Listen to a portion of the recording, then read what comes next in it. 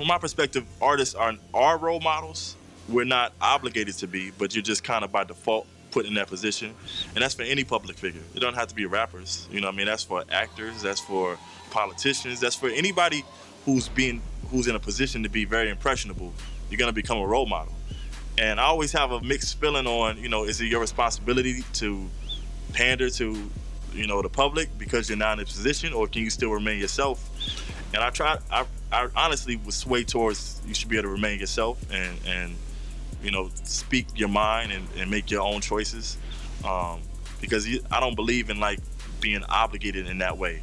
And I just think if you're doing something because you feel you're obligated, it's not gonna be genuine anyway. Like the things I talk about in my music and the things I'm passionate about, I don't expect every other artist to be that way, you know what I mean? And I don't think it would be coming from a real place if they were, because that's not their perspective. I just like when artists are being true to themselves. If you're not about change, like don't feed me some fake positive song, you know what I mean? I want to hear the artists who actually are passionate about that tell me that story, you know what I mean? I think that's why everybody in Dreamville clicks so well, because we all are really those people, you know what I mean? It's not like we're trying to be this kind of artist. We really those people. We really went to Ferguson unannounced. I remember that day I had a show here in Chicago. It was a Nike show with Common, and it was a super big moment for me because Common was still is to this day, was one of my idols, you know what I mean? I'm thinking, wow, this is amazing. I'm doing a show with Common and Nike. And at the show, my homeboy from Dreamville was there, and he's like, man, I just got off the phone with Cole. He's like, he's going to Ferguson tomorrow. He's like, you want to come? He's like, we just all gonna go. We just want to go. We want to hear the people's stories. And I'm like, sure.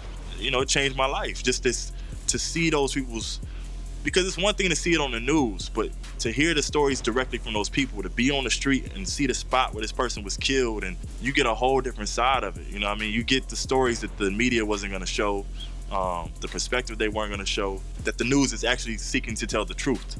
That's not true. They have an agenda. So they're looking to spin whatever the story is into what fits their agenda. Because these news outlets are owned by certain corporations, by certain people, and they have to protect their interests. So they're gonna make sure whatever news gets out only reflects the best of their intentions and the worst of ours. All those protesters were peaceful. I went down the whole block on different streets. There was no incidents. But at nighttime, there was, at least I heard, I didn't see this. Apparently there was some incident where somebody shot a gun in the air, and you turn on the news, that's all they talked about. Now, I never even saw this. It's just something somebody made up, possibly, and just made that the entire focus of the protest. I experienced it firsthand. We were in the parking lot, me and I want to say 6 other people in Dreamville. We're waiting for another friend of ours to arrive from the airport. So we're in this parking lot, and we're in a Wendy's parking lot, by the way. So we're chilling, it's 2 SUVs, and we see police cars pull up, because it's like an empty parking lot. Police cars pull up and they're just watching us. And we're thinking we're in a Wendy's parking lot, like it's not illegal. So not only do we see the police cars sitting there, we see armed guards setting up behind like trash cans. And we're just thinking, what is going on? Like, we haven't done anything. Like, we're just sitting here. Why do we have Call of Duty right in front of us? Like, it was nuts. So they get out, they get out their vehicles, come to the car, they tell us roll the window down, and they say, you guys got any weapons?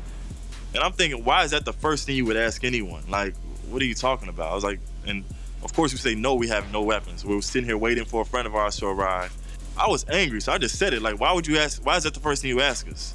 And he's like, oh, we just gotta protect ourselves out here. And I say, you're here to protect us. Like, you're supposed to serve and protect the people. Like, what do you mean you have to protect? Who are you protecting? Yourself from what? Like, there's nothing to protect yourself because we're just sitting here in 2 SUVs causing no harm. Eventually, our security guard, when they had a talk with them, I don't know what he said exactly, but they eventually walked off. But it's just like, what if we didn't have a security guard and a high-profile celebrity with us? And, the fact that we got treated that way means anybody can get treated that way. There's no way they could have known that, we had a celebrity with us, that Cole was with us. I don't know if the security eventually told them that, and that's why they left us alone. But the fact that can happen to us means that it can happen to anybody. And I just always think about the stories I heard from those people there telling me that, now their kids, 7, 8-year-old kids, are scared to walk down the street, scared when they see police.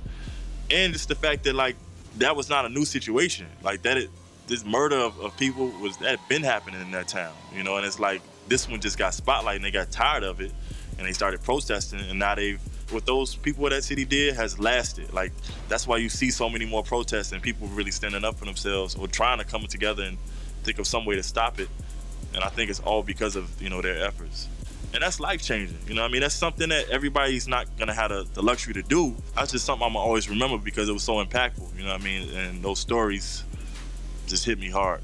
I think because it was so impactful, now I feel a personal obligation to speak about those things, to talk about it.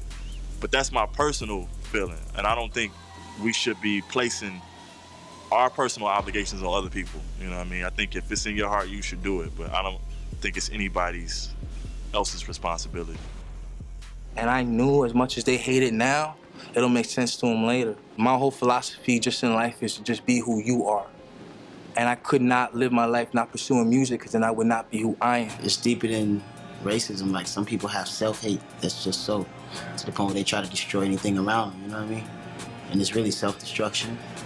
It's a disease for sure. Knowing that a lot of things will come that may affect you, he always was like, kind of peel your ears back and do you. You know, don't be affected by what's going on. Just stay focused, tunnel vision. A black man with power doesn't feel like he can wield that power, wield and control that power. So he needs to go get him a white head so he can become a worker again, because that's what we're comfortable with being.